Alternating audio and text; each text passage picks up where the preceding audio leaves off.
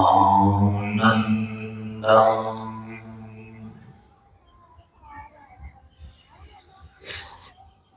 प्रशान्ति जीवन दर्शनम्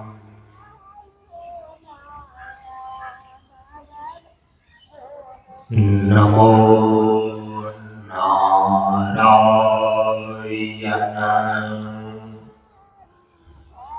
नारायणम्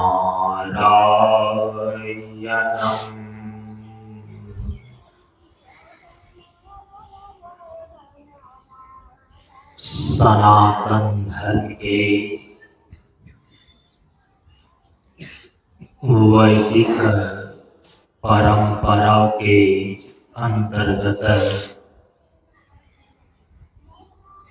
गुरु और शिष्य के बीच एवं वक्ता और श्रोता के बीच ज्ञान का आदान प्रदान होने के लिए प्रयुक्त वैदिक शांति मंत्र का पहले उच्चारण करें। ओम सहनावतु ओम सहनावतु सहनौ भुनक्तु सहनौ भुनक्तु सह वीर्यं करवावहै सह वीर्यं करवावहै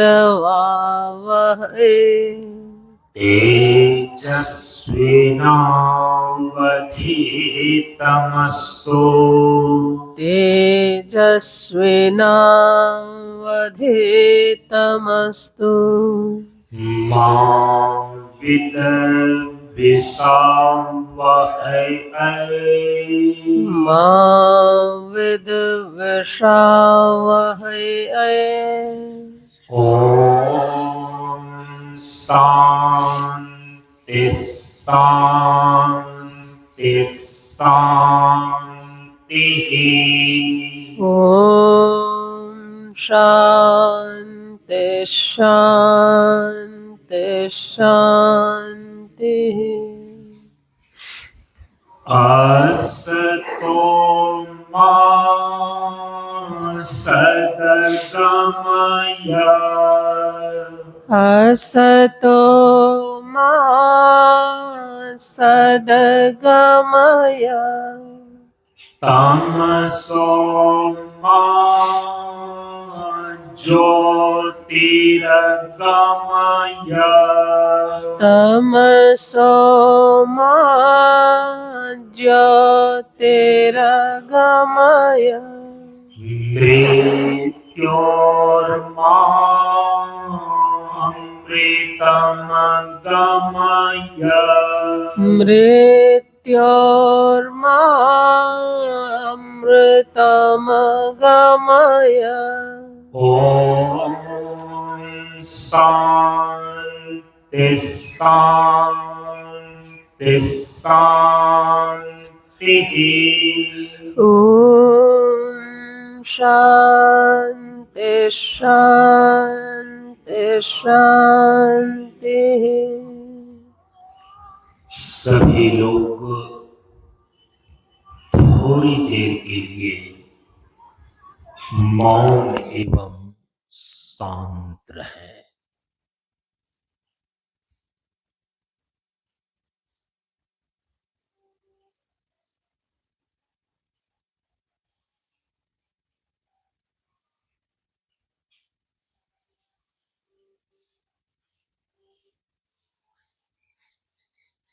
नमो नारायण। ब्रह्मानंदं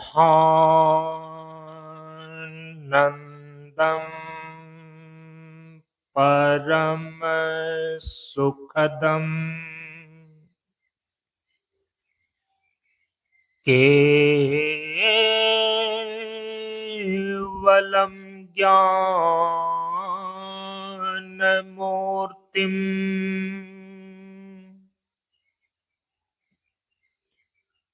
द्वन्द्वातीतं गगनसदृशम्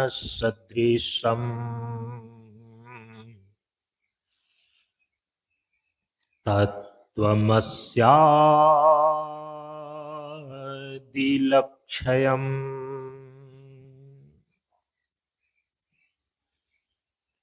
एकं नित्यं विमलमचलम्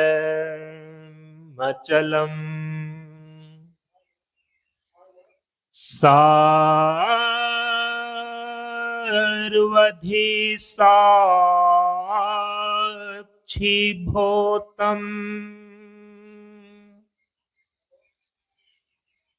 भावातीतं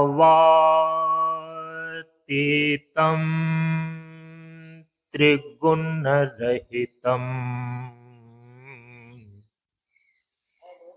सद्गुरुं तं नमामि।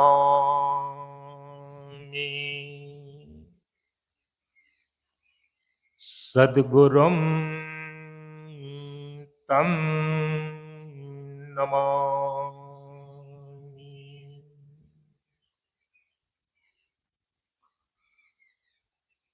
श्री गुरु चरण स्पर्श अनुभूति ज्ञान मार्ग सत्संग के सानिध्य में उपस्थित श्रद्धालु सत्संग प्रेमियों, ज्ञान बढ़े गुणवान के संगत, ध्यान बढ़े तपस्वी संग किन्हो, बुद्धि विवेक विचार बढ़े संत सन्यासी सुसज्जन तिन्हो। इसलिए ज्ञानी बेधय ज्ञान से, व्याधा बेधय तीर, सद्गुरु बेधय शब्द से,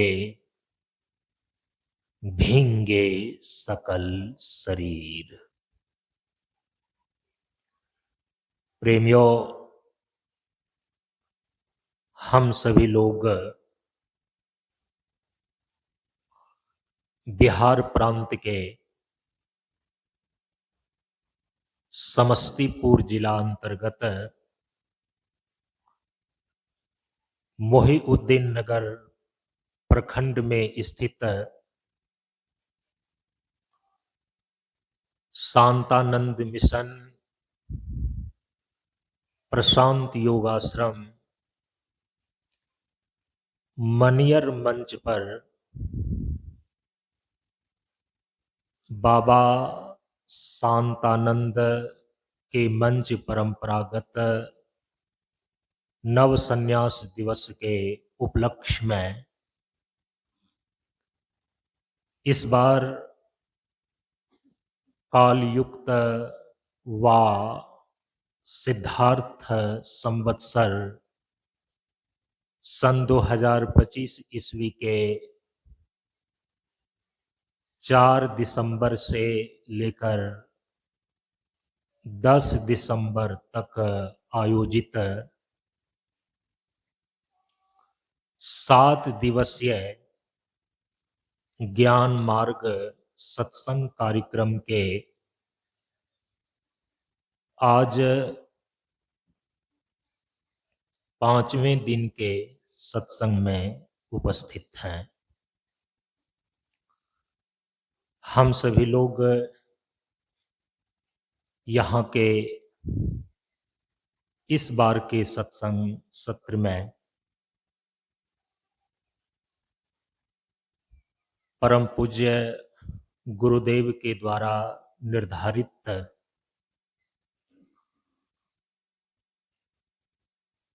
नव संन्यास के जो 9 नियम हैं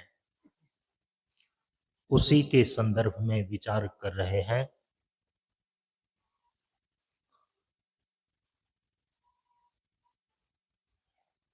बाबा शांतानंद की मंच परंपरागत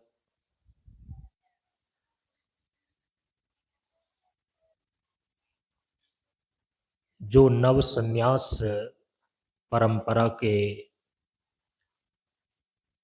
अंतर्गत मंच के लिए संन्यास धारण करने के लिए नव संन्यास के 9 नियम बतलाए गए हैं। उसके पूर्व हम सभी लोग इस मंच से संबंधित, मंच की परंपरा से संबंधित कुछ कुछ महत्वपूर्ण बातों पर भी विचार पिछले 4 दिनों के सत्संग के कार्यक्रम से कर रहे हैं।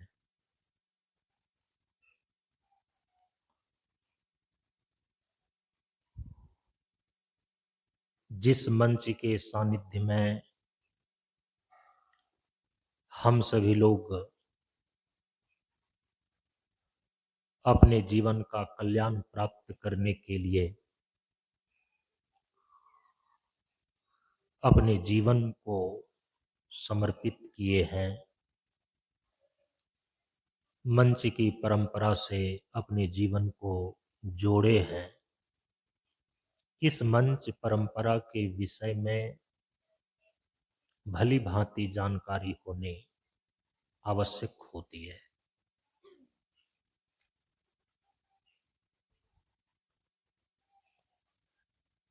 बहुत सारी महत्वपूर्ण बातें बता दी गई हैं।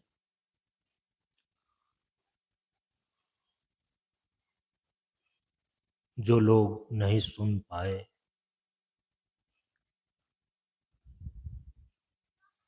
शांतानंद मिशन प्रशांत योग आश्रम का YouTube पर जो चैनल है, वे सारे विचार वहां पर उपलब्ध हैं। आप वहां पर सुन सकते हैं। हम सभी लोगों ने कल इस मंच परंपरा से संबंधित मुख्य 2 चीजों पर विचार किया।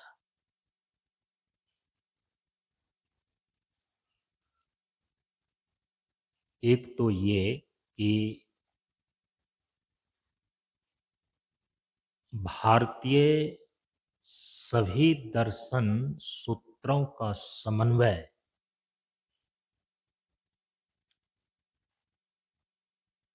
मंच परंपरा के जीवन सूत्र में है।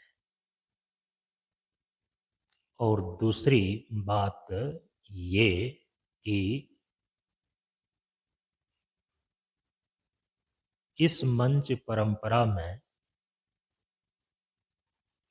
प्रत्यक्ष जीवन देवता की पूजा और आराधना करने का विधान है। इन 2 महत्वपूर्ण बिंदुओं पर आप सभी लोगों ने कल श्रवण किया।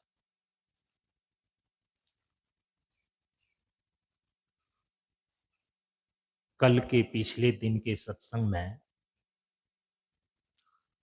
आप सभी लोगों ने ये भी सुना कि इस मंच परंपरा में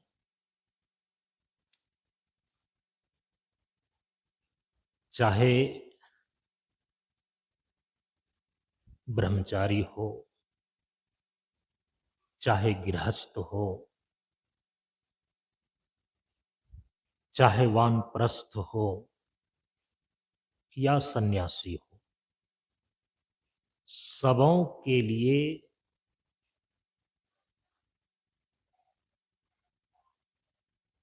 आत्म कल्याण प्राप्त करने हेतु आध्यात्मिक साधना एक ही प्रकार की बताई गई है परम पूज्य गुरुदेव के द्वारा। क्योंकि अवस्था में भेद हो सकता है, शरीरगत भेद हो सकता है, लिंगगत भेद हो सकता है, लेकिन तात्विक दृष्टिकोण से आत्मा में कोई भेद नहीं होता और इसी अभेद आत्म स्थिति को प्राप्त करना ही जीवन का परम लक्ष्य है। अभेद आत्म स्थिति को, अद्वैत आत्म स्थिति को प्राप्त किए बिना आत्म कल्याण नहीं होता। और जब बोलते हैं आत्म कल्याण तो इसका अर्थ बिल्कुल स्पष्ट होनी चाहिए। आत्मा का कल्याण माने क्या? जीवन का कल्याण माने क्या? कई बार आपने सुना है, स्मरण में आनी चाहिए।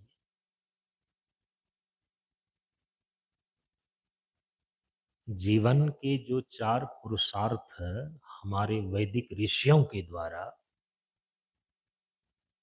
निश्चित किए गए हैं और प्रत्येक जीव का जीवन जिन 4 पुरुषार्थों से होकर ही जीवन पूर्ण होता है। वे 4 पुरुषार्थ कौन कौन से हैं? पहला काम पुरुषार्थ, दूसरा अर्थ पुरुषार्थ, तीसरा धर्म पुरुषार्थ और अंतिम में चौथा मोक्ष पुरुषार्थ। इस पर कई बार चर्चा हुई है।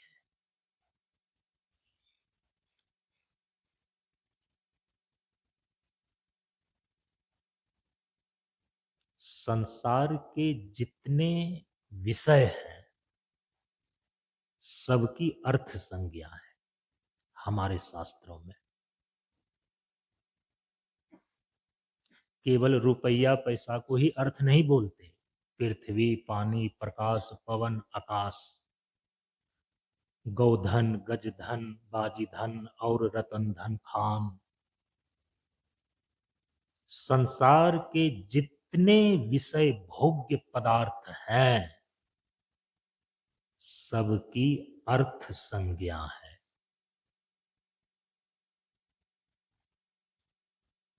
तो विषय को बोलते हैं अर्थ। और उस विषय का सेवन करना, उस विषय का उपभोग करना कहलाता है काम।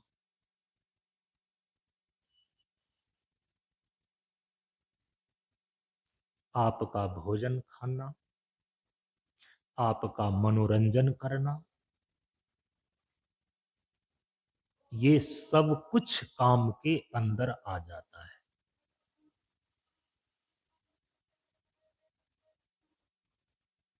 माने विषय का सेवन और विषय का उपभोग का नाम ही काम है। इसीलिए विषय भोग्य वस्तु की हम कामना करते हैं।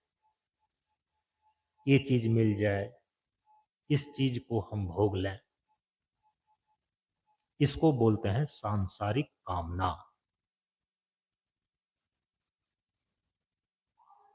तो धर्म क्या है?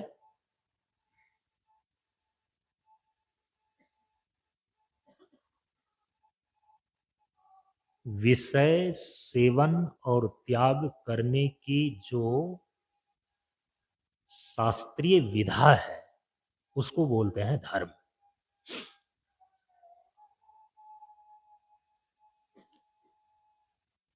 विषय का उपभोग तो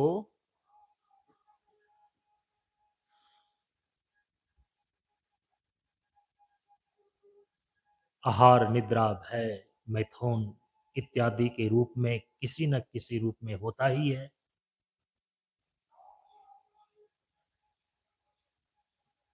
जो पामर जीव होते हैं वो केवल निकृष्ट विषय का भोग करता है। जो विषयी जीव होता है वो संतुलित विषयों का उपभोग करता है, और जो साधक जीव होता है वो संयम पूर्वक विषय के साथ बर्ताव करता है। और जो सिद्ध महापुरुष होते हैं उनके लिए तो भगवान ने निर्देश किया है, गुना गुणेषु वर्तन्त इति मत्वा न सज्जते। स्थित प्रज्ञ महापुरुष की इंद्रियां भले ही विषय में प्रवृत्त होती हुई दिखाई देती हैं, किंतु न सज्जते।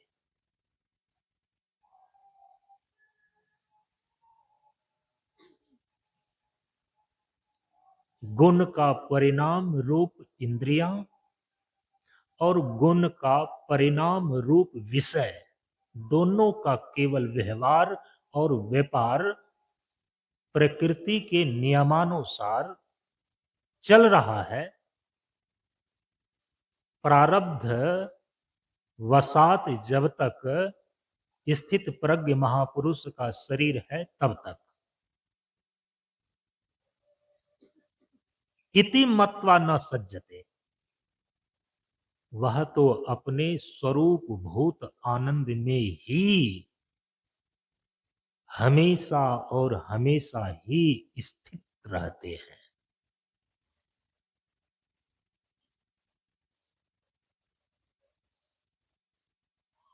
साधक की अवस्था तक ही विषयों से उपरम होने की साधना करनी पड़ती है।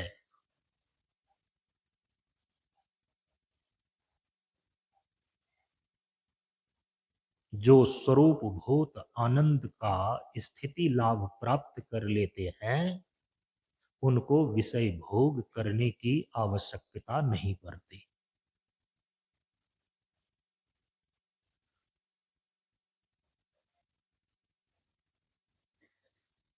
तो सिद्ध महापुरुषों का निराधार में आनंद, प्रसन्न और संतुष्ट रहने की अवस्था होती है।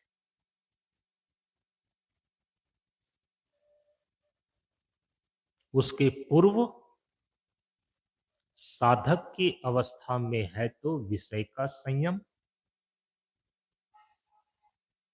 और यदि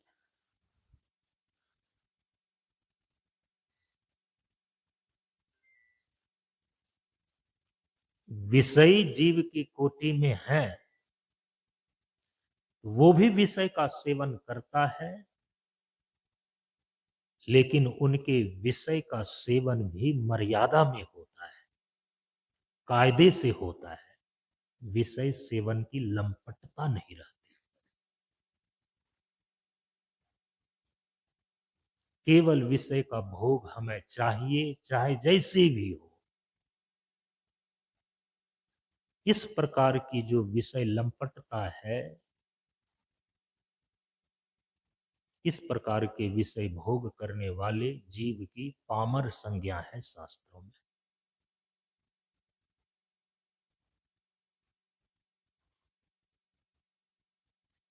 स्थित प्रज्ञता के पूर्व निकृष्ट व उत्कृष्ट स्तर पर विषय का उपभोग तो होता ही होता है। तो कहा कि विषय सेवन और फिर विषय का त्याग। तो विषय सेवन, विषय का सेवन करना, कैसे विषय का सेवन करें? शब्द विषय का सेवन कैसे करें? रूप विषय का सेवन कैसे करें? गंध विषय का सेवन कैसे करें? इसकी शास्त्रीय विधा बतलाई गई है, शास्त्रीय मर्यादा बतलाई गई है। यहां तक कि एक सदगृहस्थ जीवन में पुरुष स्त्री का सेवन कैसे करे, स्त्री पुरुष का सेवन कैसे करे, शास्त्र में इसकी भी मर्यादा निर्धारित की गई है। विषय सेवन और फिर विषय त्याग। विषय का त्याग कैसे हो, तो इसकी भी विधा हमारे शास्त्रों में बतलाई गई है, महापुरुषों के द्वारा बतलाई गई है। विषय त्याग की विधा ठीक ढंग से आपको मालूम न हो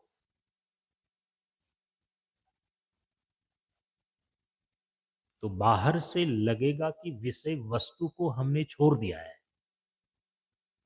घर को छोड़ दिया, परिवार को छोड़ दिया, स्त्री को छोड़ दिया, धन को छोड़ दिया, लगेगा कि त्याग कर दिया है, छोड़ दिया है। लेकिन उस विषय का राग जो है ना, चित्त में भीतर ही भीतर बना ही रह जाता है, कलमस्ता छूटती नहीं। इसीलिए नियम पूर्वक, विधि पूर्वक विषय का त्याग करने की प्रक्रिया बतलाई गई है हमारे शास्त्रों में। युद्ध जैसे विषय का और विधि पूर्वक त्याग कर रहे थे अर्जुन। युद्ध नहीं करना है, हमें तो सन्यासी बन जाना है, भिक्षाटन करके जीवन का निर्वाह कर लेंगे, ये रक्तपात से सना हुआ साम्राज्य नहीं चाहिए। भगवान ने क्या किया कि अर्जुन,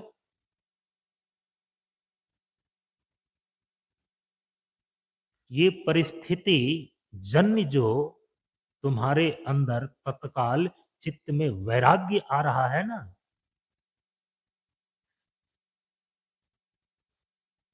ये तुम्हारे भीतर के राग को समाप्त नहीं करेगा। ये जो तुम युद्ध का परित्याग कर रहे हो, ये युद्ध की वासना ऐसे नहीं जाएगी। महाभारत के युद्ध के मैदान में युद्ध नहीं लड़ रहे हो ना, कदाचित संभव है कि तुम अपने घर में बैठ करके अपने भाइयों के बीच ही लड़ाई ठान लो, क्योंकि जिस चीज की वासना सूक्ष्म रूप में आपके चित्त में गुप्त सुप्त राग बन करके बैठा है, वो तो बाहर आने के लिए कोई ना कोई रास्ता ढूंढेगा ही, खोजेगा ही। वो तो भगवान जैसे सारथी के हाथ में अर्जुन ने अपने जीवन रूपी रथ को सौंप दिया था, तो भगवान ने भटकने नहीं दिया।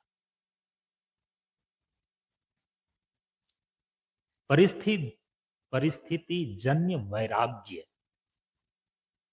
आपके चित्त के गुप्त और सुप्त राग को समाप्त नहीं करता। इसीलिए विधिवत त्याग चाहिए। ये नहीं कि स्त्री वियोग घर संपत्ति नासी, मुंड मुड़ मुड़ाही हों सन्यासी। ये संन्यास्त आपके जीवन में फलीभूत नहीं होगा। माने संन्यास धारण करने पर जो संन्यास का परिणाम आना चाहिए वो नहीं आएगा। पथभ्रष्टता की संभावना बनी रहती है।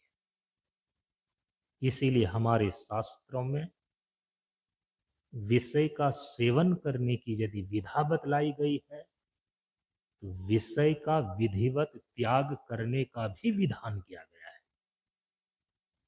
इस चीज को छोड़ने की स्थिति में तुम अभी हो कि नहीं हो, ये तुम्हारे लिए त्याज्य है कि नहीं है। तस्मात् शास्त्र परमानम कर्तव्य अकर्तव्य व्यवस्थितो। भगवान कहते हैं कि हे अर्जुन, इस विषय में तो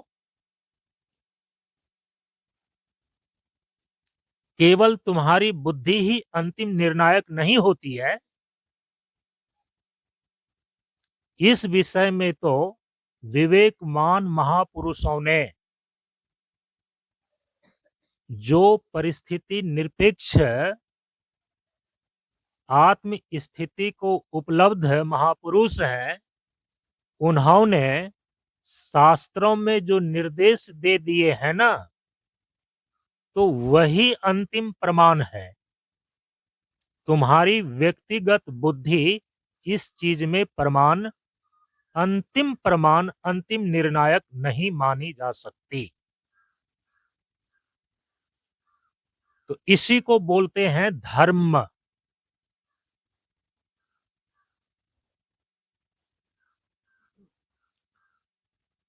विषय सेवन और विषय त्याग करने की जो शास्त्रीय विधा है उसी को बोलते हैं धर्म पुरुषार्थ। और अंतिम में जो है मोक्ष, मोक्ष किसको बोलते हैं? यदि आपने धर्म पूर्वक विषय का सेवन किया है, खान पान से लेकर के विषय भोग तक आपने शास्त्रीय विधा और मर्यादा के अनुसार से किया है, भगवान श्री राम ने लक्ष्मण जी को कहा है कि इस प्रकार के धर्म का परिणाम होता है विरक्ति। धर्म ते विरति, योग ते ज्ञाना, ज्ञान मोक्ष प्रद वेद बखाना। शास्त्र की मर्यादा में शास्त्रीय विधा से यदि विधि पूर्वक आपने विषय का सेवन किया है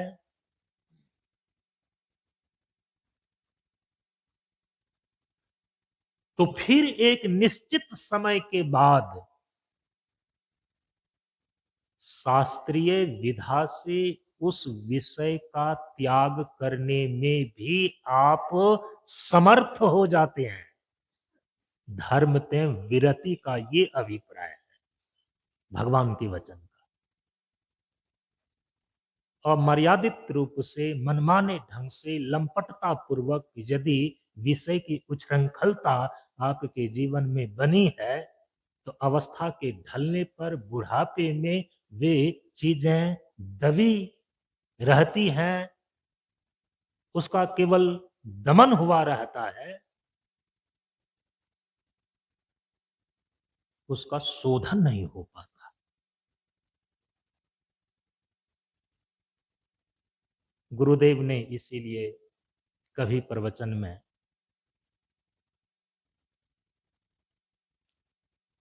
बताए, बूढ़ा या तो पूरा ही होता है या तो बूढ़ा ही होता है। समझ रहे हैं शब्दों को? बूढ़ा या तो पूरा होता है, पूरा माने पूर्ण, परिपक्व।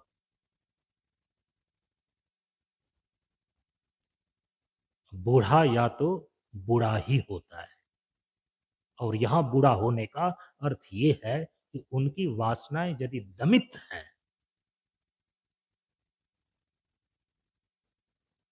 बाहर से इंद्रियां उसकी शिथिल पड़ चुकी हैं,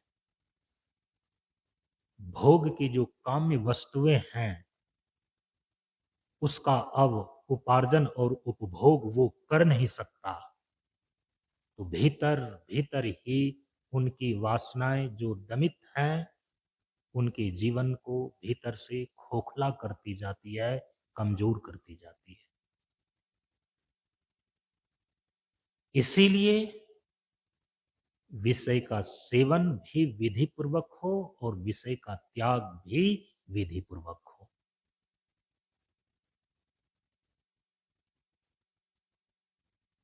धर्म ते विरति, धर्म की मर्यादा में विषय का सेवन हो रहा है तो फिर उस विषय का त्याग करने की क्षमता भी धीरे धीरे आपके अंदर आती है। उदाहरण दिया, यदि विधिवत कोई फल जो है वृक्ष में पक जाए,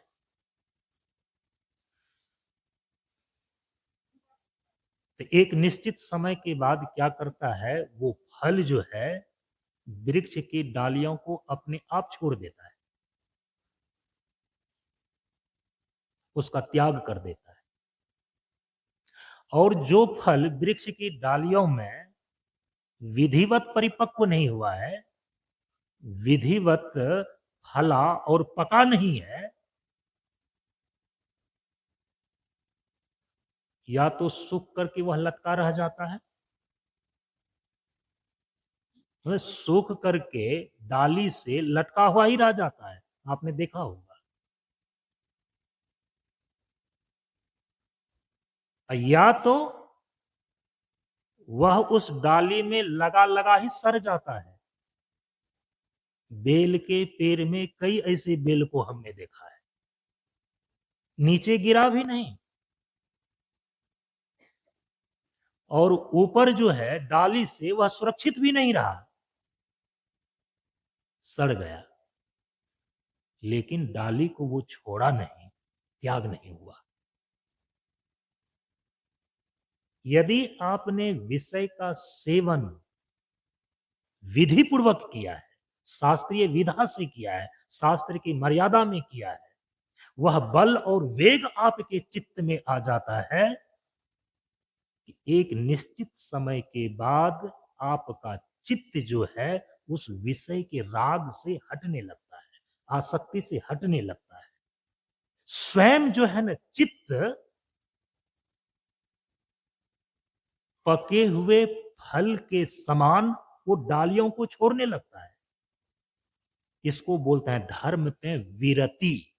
विरति माने अलग होना, विरति माने राग से रहित हो जाना। अब जबरदस्ती किसी के राग को हटाया नहीं जा सकता ना, तो धर्म ते विरति। यदि आपने धर्म पूर्वक विषय का सेवन और त्याग किया है और यदि त्याग विधिवत विधिवत हो गया है, जबरदस्ती नहीं, तो इसका परिणाम क्या आता है? मोक्ष। मोक्ष में क्या होता है? कहा कि विषय विविक्त आत्म स्थिति का नाम है मोक्ष। विषय का नाम है अर्थ, विषय सेवन का नाम है काम, विषय के सेवन और त्याग की विधा का नाम है धर्म, और विषय विविक्त होकर आत्म स्थिति का नाम है मोक्ष। इसी को बोलते हैं आत्म कल्याण। ये है आपके जीवन का लक्ष्य।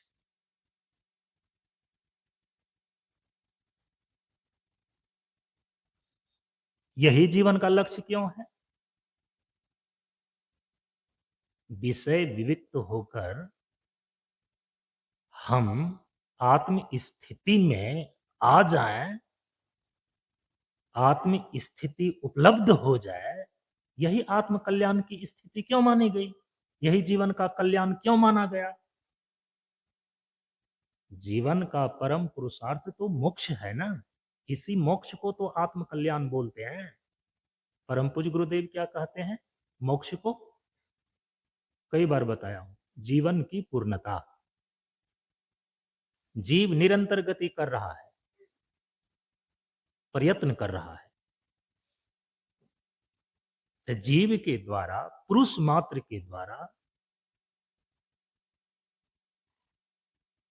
किए गए प्रयत्न का नाम ही तो पुरुषार्थ है। पूर्णत्वात् इति पुरुषः, पूरी सायानात इति पुरुषः। पुरुष शब्द के दो व्युत्पत्ति अर्थ होते हैं। एक पुरुष का अर्थ होता है जीव और एक पुरुष का अर्थ होता है परमात्मा। पूरी शयनात इति पुरुषः। इस शरीर रूपी पूरी में, इस शरीर रूपी नगर में शयनात, शयन करने वाला, निवास करने वाला जो चेतन है, इति जीवा, उसको जीव बोलते हैं। तो पूरी शयनात इति पुरुष है। इस शरीर रूपी पूरी में जो शयन करने वाला है पुरुष अर्थात जीव। दूसरा व्युत्पत्ति अर्थ क्या है? पूर्णत्वात् इति पुरुष, जो पूर्ण चेतन है। पूर्णत्वात्, जिसमें पूर्णता है, उसको बोलते हैं पुरुष, जो पूर्ण है। तो पूर्ण कौन है? जिसमें किसी प्रकार की कामना नहीं, जिसमें किसी भी प्रकार की इच्छा नहीं, जिसमें किसी प्रकार का भोग नहीं, जिसमें किसी प्रकार का राग नहीं, जो निष्काम है, निर्लोभ है, निर्मोह है। ऐसा जो पूर्ण काम पुरुष है, वही तो पूर्ण है। परमात्मा इत्यर्थ। हम उसको परमात्मा बोलते हैं, हम उसको ब्रह्म बोलते हैं। जीव का पूर्ण स्वरूप ब्रह्म है। ये जीव अभी विषय भोग में फंसा हुआ है, अपने परमार्थ स्वरूप का ज्ञान न होने के कारण से। इसीलिए यह जीवन के चारों पुरुषार्थों से गुजरेगा। है कहां पर? विषय में फंसा हुआ। एक दुष्ट अतिशय दुख रूपा, जा बस जीव पराभव कूपा। संसार के विषय भोग के बवंडर में, भमड़ में ये तो फंसा हुआ है। अब विधिवत यहीं से तो वो निकलेगा। तो हमारे वैदिक ऋषियों ने एक वैज्ञानिक तरीका बतलाया, तुम जहां से हो वहीं से उठना प्रारंभ करो, जहां से तुम हो वहीं से चलना प्रारंभ करो। हो तुम कहां पर? विषय के भमड़ में फंसे हुए। तो शास्त्रीय मर्यादा से क्या करो? अब वो तो विषय एक प्रकार का नहीं है ना, संसार के समस्त विषयों की अर्थ संज्ञा है और उसको भोगने की कामना है, तो कामी है। अब इसके भंवर से निकलोगे कैसे? तो कहा कि विषय का सेवन मर्यादा पूर्वक तुम शास्त्रीय विधा से करो, तो धीरे धीरे तुम्हारे अंदर में, चित्त में उसी भोग के प्रति, विषय भोग के प्रति जो तुम्हारा राग है ना, वो शिथिल पड़ता जाएगा, शिथिल पड़ता जाएगा और त्याग होता जाएगा। एक निश्चित समय तक ही जो फल है वृक्ष की डालियों से चिपका हुआ है, और चिपकने का भी उनका प्रयोजन है, उससे पुष्टि लाभ प्राप्त कर रहा है। जैसे वह परिपक्व होएगा, विधिवत रूप से उनका समय पूरा होएगा, जैसे ही फल पकेगा अपने आप वृक्ष की डालियों को छोड़ देगा। जैसे जैसे विषय के सेवन का शोधन होता जाएगा, शोधन होता जाएगा, विषय के प्रति जो राग है चित्त में, वो शिथिल पड़ता जाता है, शिथिल पड़ता जाता है। ये विधा सेवन का और त्याग का, विषय के सेवन का और विषय त्याग का, तो इसको धर्म की संज्ञा दिया शास्त्र में। और धीरे धीरे करते करते ये जीव विषय से विविक्त होकर के अपने परमार्थ स्वरूप में अवस्थिति लाभ प्राप्त कर लिया, ये हो गया पूर्ण। तो जो पूरी सयानात इति पुरुषः जीव के रूप में था, वही इस साधना की प्रक्रिया से क्या हुआ, पूर्णत्वात् इति पुरुषः, अपने परमार्थ स्वरूप में अवस्थिति लाभ प्राप्त करके ये अपनी पूर्णता को उपलब्ध हो गया। इसको बोलते हैं मोक्ष। तो शास्त्र में जिसको जीवन का परम पुरुषार्थ मोक्ष कहा गया, उसी को परम पूज्य गुरुदेव ने कहा है जीवन की पूर्णता। इसी को बोलते हैं आत्म कल्याण। विषय विविक्त होकर आत्म स्थिति का नाम ही मोक्ष है, और इसी अवस्था को बोलते हैं आत्म कल्याण या जीवन कल्याण। क्यों ऐसा माना गया? विषय विविक्त आत्म स्थिति को आत्म कल्याण क्यों कहा गया, जीवन कल्याण क्यों कहा गया? आप जीवन में चाहते क्या है? तो कहा कि हम बहुत कुछ चाहते हैं, हम ये भी चाहते हैं, हम वो भी चाहते हैं, डॉक्टर बनना चाहते हैं, इंजीनियर बनना चाहते हैं, रुपया कमाना चाहते हैं, अरबपति बनना चाहते हैं, बड़े पद पर जाना चाहते हैं। हम पद चाहते हैं, बड़ा प्रतिष्ठा चाहते हैं, प्रभुत्व चाहते हैं। ये खंड खंड में जो आपका चाहना है, इन खंड खंड के चाह को लेकर के अखंड रूप से आप क्या चाहते हैं, इस पर ध्यान जाना चाहिए। पद चाहते हैं क्यों? प्रतिष्ठा चाहते हैं क्यों? प्रभुत्व चाहते हैं क्यों? उनके थ्रू, उनके माध्यम से दरअसल में आप अपने भीतर पाना क्या चाहते हैं? सुख और शांति। जो पद आपको भीतर से विकल करे, आप बताइए कि कितने समय तक आप उस पर बैठे रहना चाहेंगे? जो प्रतिष्ठा, जो सम्मान आपको भीतर से सुख की अनुभूति ना दे, आप उस प्रतिष्ठा को गले लगाएंगे क्या? नहीं ना। जिस प्रतिष्ठा में आपका आत्मसम्मान हो, वही प्रतिष्ठा तो आप चाहते हैं।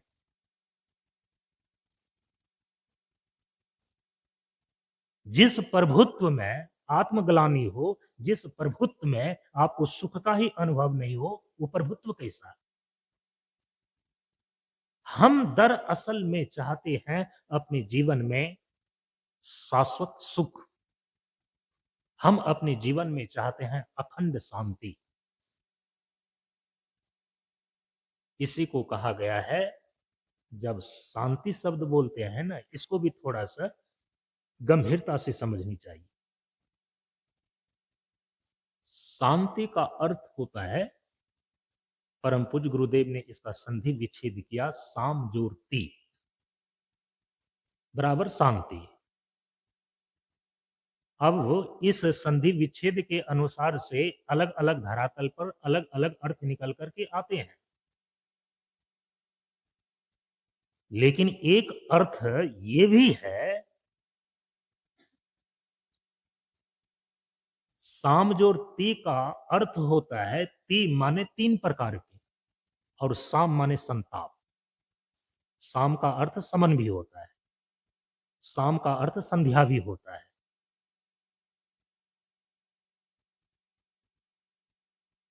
वो देखना पड़ता है कि किस संदर्भ में किस शब्द का कौन सा अर्थ ग्रहण किया गया है।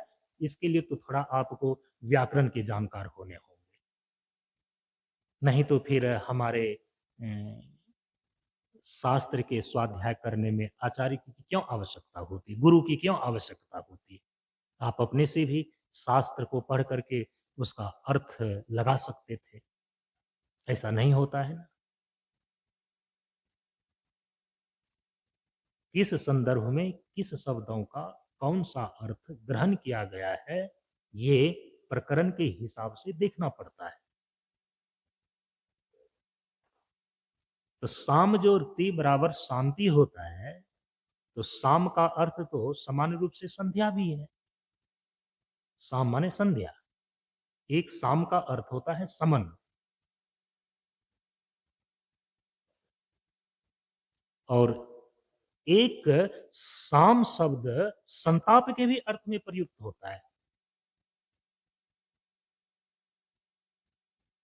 ती का अर्थ हो गया तिरोहन, ती का अर्थ हो गया त्रिविध। तो साम जोर ती बराबर शांति, इसका अर्थ निकल करके ये आया कि जो आपके जीवन में 3 प्रकार के संताप हैं उसका समन हो जाना, उसको बोलते हैं शांति। और 3 प्रकार के संताप क्या है, 3 प्रकार के दुख क्या है, 3 प्रकार के ताप, वो उपदेश में रोज हम लोग दोहराते हैं, दैहिक, दैविक और भौतिक ताप। जीवन में जितने भी प्रकार के दुख हैं, जितने भी प्रकार की पीड़ाएं हैं ना, उसको 3 श्रेणी में ही आप रख सकते हैं। अब देखिए हमारे ऋषियों के चिंतन को, कहते हैं ना कि इच्छाएं तो अनंत है, ये भी इच्छा है, वो भी इच्छा है, लेकिन अनंत इच्छाओं को भी वर्गीकरण किया ना हमारे ऋषियों ने। अनंत अनंत जीवों के अनंत अनंत इच्छाओं को केवल 4 ही श्रेणी में रखा, अर्थ की इच्छा, काम की इच्छा, धर्म की इच्छा और मोक्ष की इच्छा।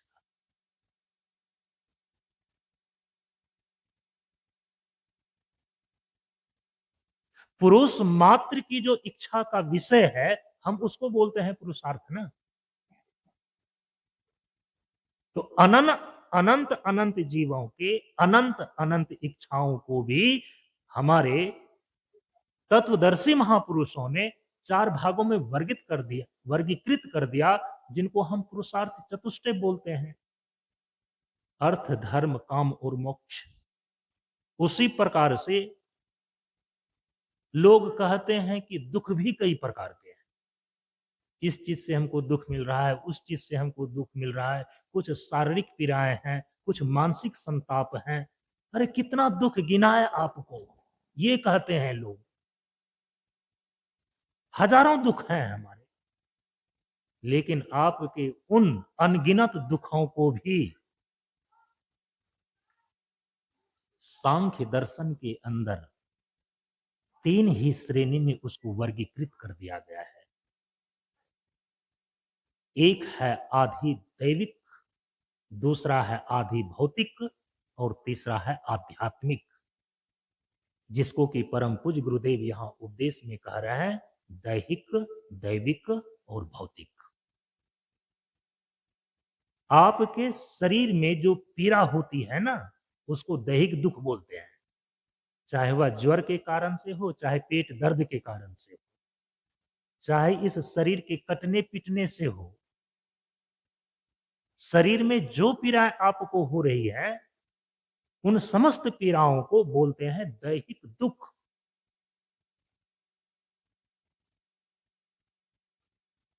दूसरे के द्वारा सताए जाने पर, दूसरे के द्वारा बाधा पहुंचाए जाने पर, चोट पहुंचाए जाने पर आपको जिस पीड़ा की अनुभूति होती है, हम उसको बोलते हैं भौतिक दुख।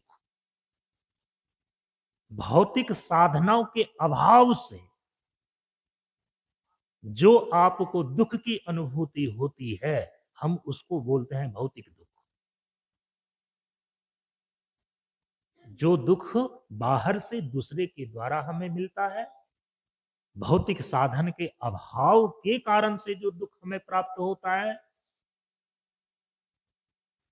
असुविधा के कारण से जो हमें कष्ट झेलने पड़ते हैं, हम उनको बोलते हैं शास्त्र की भाषा में भौतिक दुख।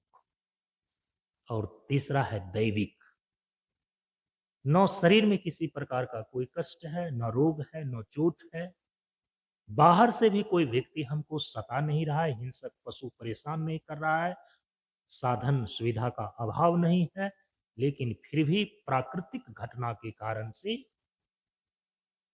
अतिवृष्टि, अनावृष्टि, उल्कापात, बाढ़, भूकंप, ये जो प्राकृतिक उपद्रव के कारण से ग्रह गोचर और नक्षत्र के विपरीत हो जाने पर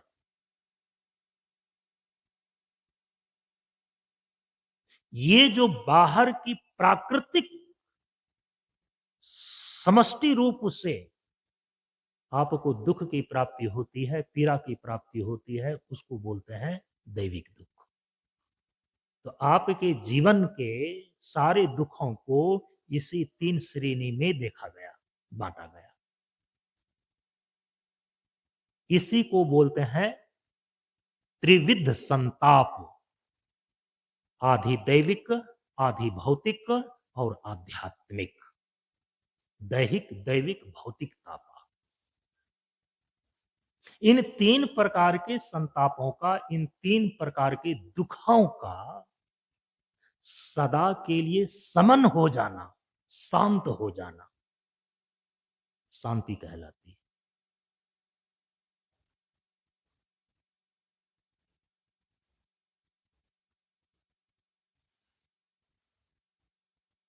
आपके जीवन में चाह का विषय है सुख और शांति।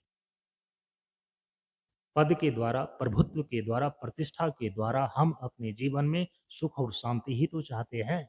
और तो शांति का अर्थ निकल करके क्या आ गया? सामजोरती, अर्थात त्रिविध संताप का समन हो जाना, शांति कहलाता है।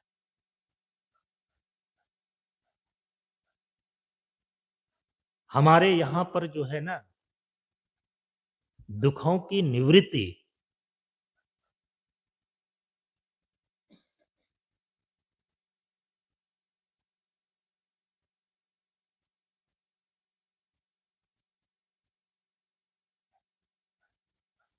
एक चीज है और सुखोपलब्धि ये दूसरी चीज है। अब यदि इसको ठीक ठीक ढंग से नहीं समझेंगे ना, तो इसकी विभेद रेखा को अभी केवल हम क्या समझ रहे हैं? दुख नहीं है तो सुख ही है, माइनस नहीं है तो इसका मतलब थोड़े होता है कि प्लस हो गया। माइनस से आप खिसकते खिसकते कहां जाते हैं? शून्य में जाते हैं। फिर इसके बाद वहां से आपको प्लस की ओर आगे बढ़ना पड़ता है। दुख निवृत्ति, केवल दुख निवृत्ति हमारे जीवन की पूर्णता का, हमारे जीवन के आत्म कल्याण का वह एक भाग है। दार्शनिक धरातल पर इसीलिए जहां केवल दुखों की निवृत्ति है, उसके लिए जो स्पेशल शब्द दिया गया है दर्शन शास्त्र में, उसको बोलते हैं निर्वाण। निर्वाण का अर्थ होता है बुझ जाना, और बुझ जाने का अर्थ यहां पर है कि दुख के जितने भी कारण थे उसका निवारण हो गया, दुख निवृत्ति की अवस्था आ गई, हम उसको बोलते हैं निर्वाण। लेकिन दुख निवृत्ति होकर के परमानंद की समुपलब्धि हो जाए तो दुख की निवृत्ति आत्म कल्याण का एक भाग है, जिसको हम निर्वाण बोलते हैं। लेकिन दुख निवृत्ति के साथ साथ सुखोपलब्धि हो जाए, परमानंद की समुपलब्धि हो जाए, ये आत्म कल्याण का दूसरा भाग है। एक सिक्का के दो पहलू। तो सनातन धर्म में जो परम पुरुषार्थ मोक्ष को माना गया है, तो सनातन धर्म के सर्वोच्च विचारधारा में, ज्ञान मार्ग के सिद्धांत में, उपनिषद के सिद्धांत में, वेदांत के सिद्धांत में, मोक्ष की अवस्था का अर्थ होता है कि दुख की आत्यांतिक निवृत्ति के साथ साथ परमानंद की समुपलब्धि। तब हम इसको बोलते हैं मोक्ष, और इसी को बोलते हैं आत्म कल्याण। हम इसी को बोलते हैं जीवन का कल्याण। जीवन का कल्याण, आत्म कल्याण प्राप्त होने का अर्थ होता है कि आपके जीवन से दुखों की आत्यांतिक निवृत्ति हो गई और परमानंद की समुपलब्धि हो गई।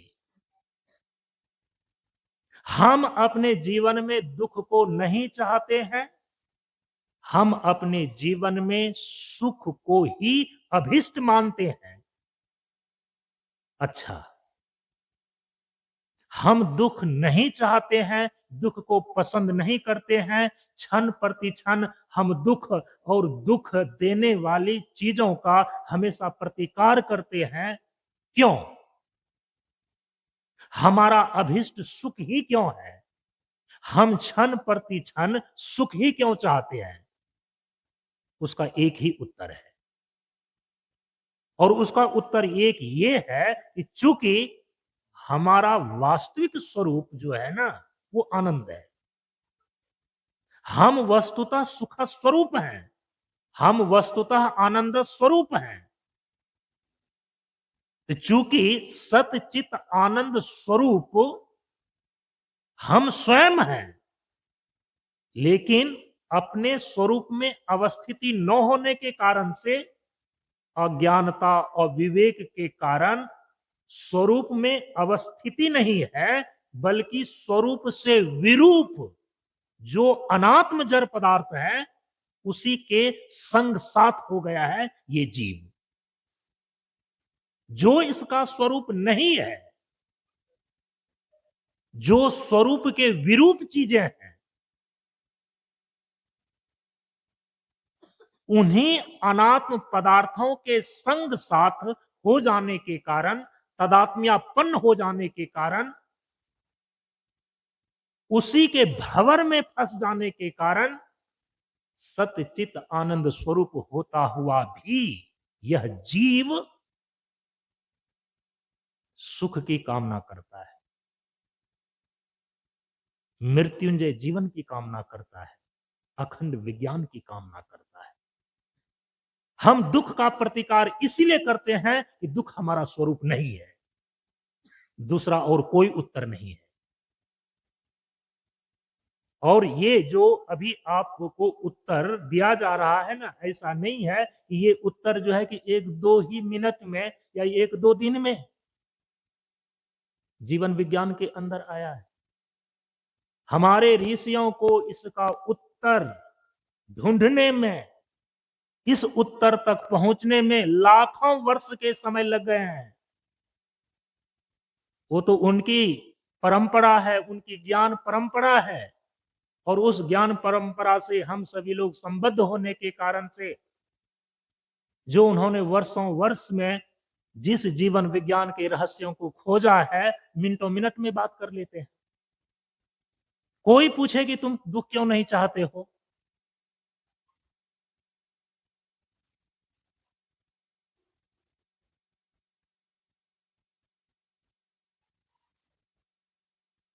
बड़े बड़े वैज्ञानिक अनुसंधान करने वाले भी व्यक्ति इस चीज को नहीं ढूंढ पाए थे।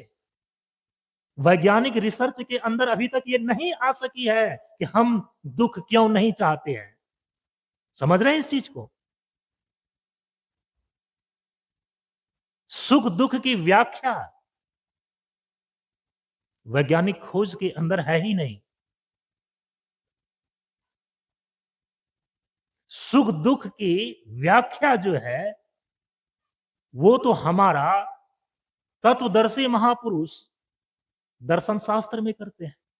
हमें जीवन में दुख क्यों है, दुख के कारण क्या है, इस दुख का निवारण कैसे हो सकता है कि नहीं हो सकता है।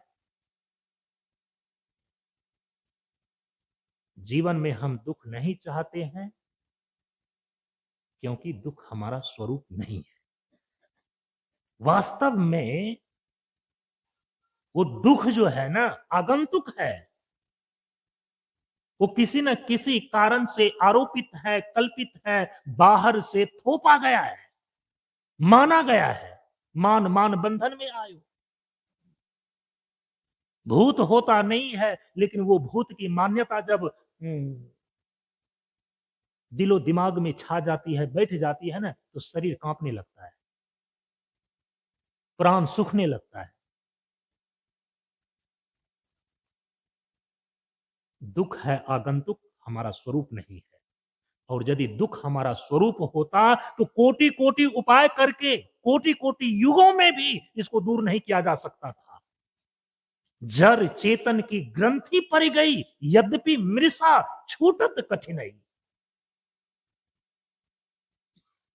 जर चेतन की ग्रंथि का मतलब होता है हमारा जो स्वरूप आत्मा है वो चेतन है, और स्वरूप के विरूप जो चीजें हैं वो अनात्मा जड़ है। लेकिन जड़ चेतन की ग्रंथि पड़ी गई, हम अपने स्वरूप भूत आत्म चेतन की अवस्थिति से विस्मृत होकर के जो अनात्म जड़ पदार्थ है उसके अनुसार से हमारा चिंतन और वर्तन होने लगा है और अनुभव होने लगा है। यह है जड़ चेतन की ग्रंथि। अनात्मा में आत्मबुद्धि का नाम है जड़ चेतन की ग्रंथि। तो जड़ चेतन की ग्रंथि परी गई, यद्यपि मृषा। यह जो जड़ चेतन की ग्रंथि है ना, ये सच नहीं है। यद्यपि मृषा, ये यद्यपि जो है झूठा है, मृषा है, आरोपित है, कल्पित है। गलत मान्यता और धारणा के कारण से ये इनकी सत्ता बनी हुई है, जड़ चेतन की ग्रंथि का, बंधन का। यद्यपि मृषा छूटत, ये छूट जाता है।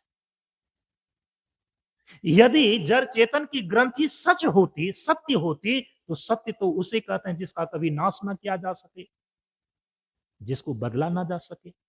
जड़ चेतन की ग्रंथि यदि सच होती तो फिर इसको किसी प्रकार से खोली नहीं जा सकती थी, तोड़ी नहीं जा सकती थी, इसका भेदन नहीं किया जा सकता था। क्योंकि जड़ चेतन की ग्रंथि यद्यपि मृषा, अज्ञानता और अविवेक के कारण से अनात्म पदार्थों में आत्म बुद्धि बन गया है केवल, जो मैं वास्तव में हूं नहीं।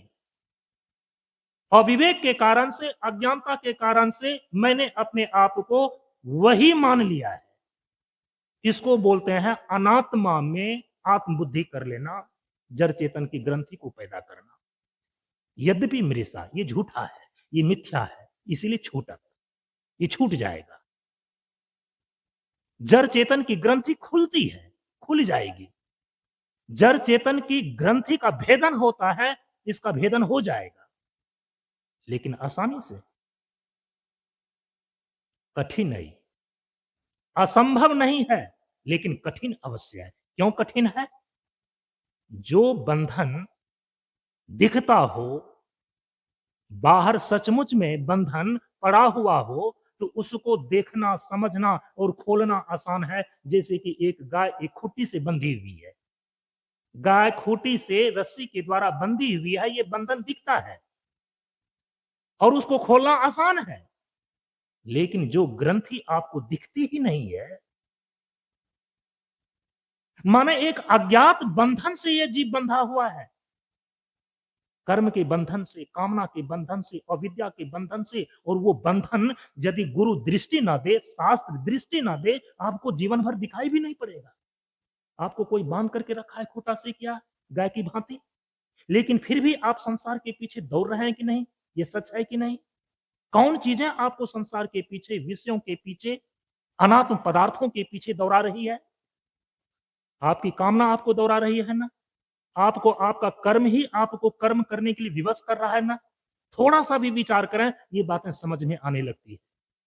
अविद्या, अज्ञान, माने यहां अविद्या एक पारिभाषिक शब्द है।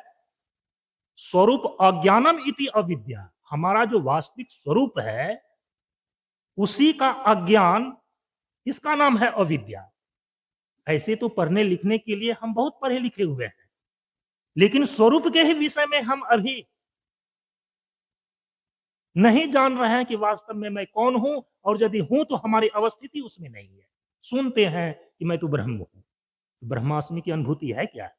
नहीं है ना। इति अज्ञानम, इसको बोलते हैं अज्ञान। स्वरूप अज्ञानम इति अविद्या, और वही अविद्या महारानी कामना और कर्म को पैदा करके एक अज्ञात रस्सी के द्वारा आकर 4,84,84 योनि भ्रमत यह जीव अविनाशी, फिरत सदा माया कर प्रेरा, काल कर्म स्वभाव गुण गेरा। काल कर्म स्वभाव, काल कर्म स्वभाव और गुण के घेरे में, बंधन में ये जीव अनादि काल से इस भंवर में फंसा हुआ है। कठिन तो है इससे छूटना, क्योंकि ये बंधन दिखता नहीं है। जब हम ज्ञान मार्ग का सत्संग करते हैं ना, अब सत्संग के नाम पर भाई आप किसी मेले में पहुंच करके समय काट करके आ जा रहे हैं, तो सत्संग तो हुआ ही नहीं। अब सत्संग सुनने के नाम पर आप किसी भीड़ में समय काट करके चले चले आ रहे हैं और लगता है कि हम जीवन में सत्संग कर रहे हैं। अरे सत्संग हुआ ही नहीं। सत्संग तो बोलते हैं सत्य के संग करने को। क्या है आपका सत्य स्वरूप जहां इसकी चर्चा ही नहीं है? क्या है असत्य जहां इसकी मीमांसा ही नहीं है? हम उसको सत्संग बोलेंगे क्या? इसलिए परम पूज्य गुरुदेव कहते हैं ज्ञान मार्ग सत्संग। सत्संग भी हो तो कैसा? सत्य का संग कराने वाला सत्संग हो, जहां सत्य का विवेक हो, जहां सत्य स्वरूप की मीमांसा हो, जहां सत्य पर विचार हो, उस ऐसा सत्संग ज्ञान मार्ग सत्संग। और इस ज्ञान मार्ग सत्संग में धीरे धीरे आपको वो दृष्टि आती है, वो आंख आपकी खुलती है कि आप जिस अज्ञात बंधन से बंधे हुए हैं ना, ये बंधन आपको दिखने लगता है। और जब तक बंधन दिखेगा नहीं तो आप उसको खोलेंगे कैसे? इसलिए छूटत कठिनाई। खुलती है, छूटती है, लेकिन थोड़ी सी कठिनता पूर्वक।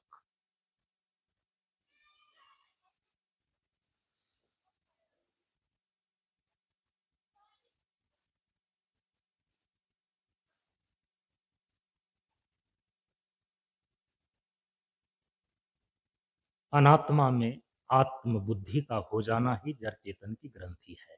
ये झूठा है, आरोपित है, कल्पित है। कठिनता से साधना पूर्वक, विवेक पूर्वक ये ग्रंथि खुलती है।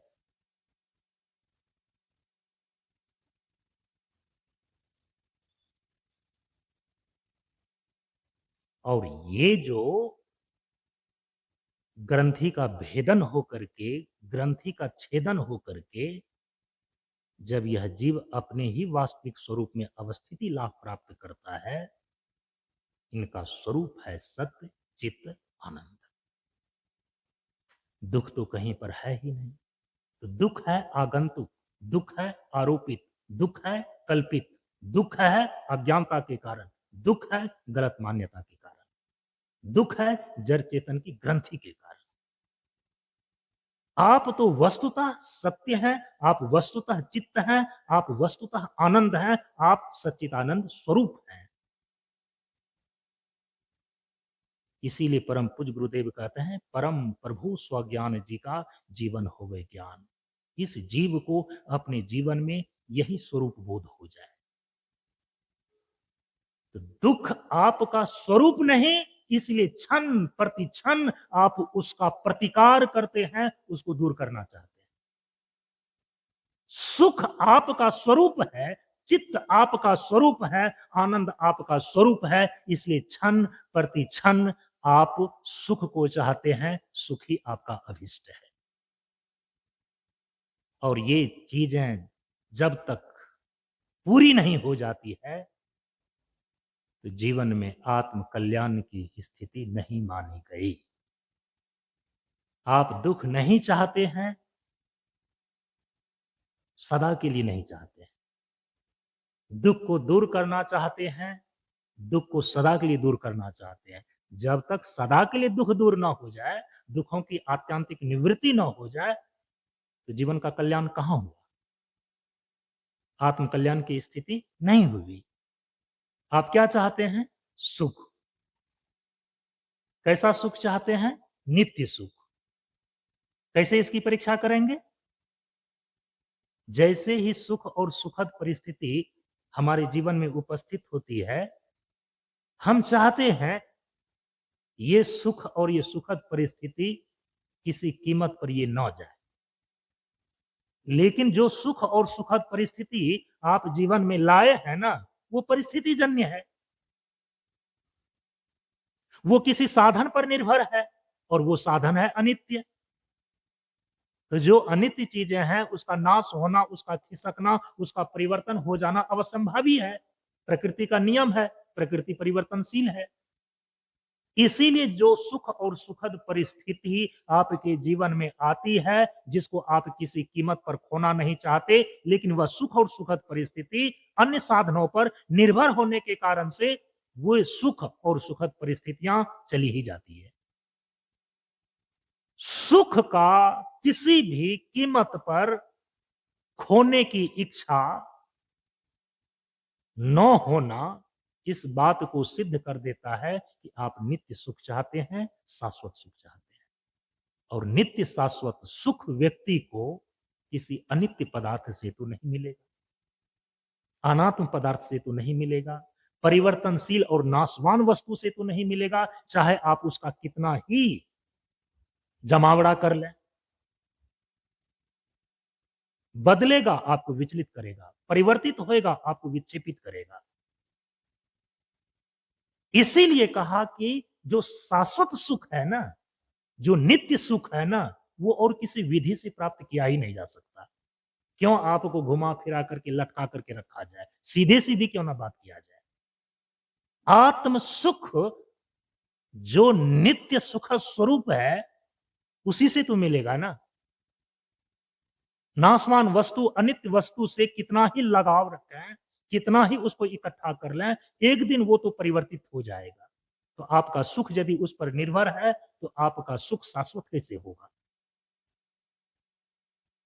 इसीलिए कहा कि जो नित्य बुद्ध शुद्ध मुक्त आपका यथार्थ आत्म स्वरूप है, यदि ये जीव अपने उसी आत्म स्वरूप में अवस्थिति लाभ प्राप्त कर ले तो इनको नित्य और शाश्वत सुख की प्राप्ति हो जाएगी।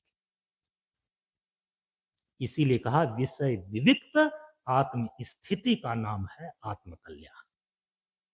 क्योंकि जैसे ही विषय विविक्त होकर आत्म स्थिति को उपलब्ध हो गया, जितने भी प्रकार के जीवन में दुख थे सबसे छुटकारा पा गया सदा के लिए। और चूंकि जो आत्मा है वो तो सत्यचित आनंद नित्य है, उसी में अवस्थिति हो गई इस जीव की, तो नित्य सुख की उपलब्धि भी हो गई। अब इसको बोलते हैं आत्म कल्याण, अब इसको बोलते हैं जीवन कल्याण।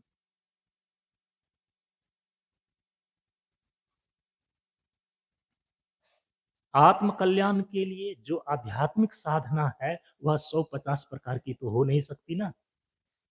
इसीलिए परम पूज्य गुरुदेव ने इस मंच की परंपरा में आत्म कल्याण को प्राप्त करने के लिए सबों को एक ही प्रकार के आध्यात्मिक साधना बतलाए हैं। चाहे वो ब्रह्मचारी हो, चाहे वो गृहस्थ हो, चाहे वह वानप्रस्थ हो, चाहे वह सन्यासी हो, चाहे वह स्त्री हो, चाहे वह पुरुष हो, चाहे बालक हो, चाहे वृद्ध हो। शरीर अलग अलग हो सकता है, अवस्थाएं अलग अलग हो सकती हैं, लिंग भेद अलग अलग हो सकता है, लेकिन सबके अंदर रहने वाला जो आत्मा है वह अभेद है, वह अखंड है, वह एक है, वह अद्वितीय है।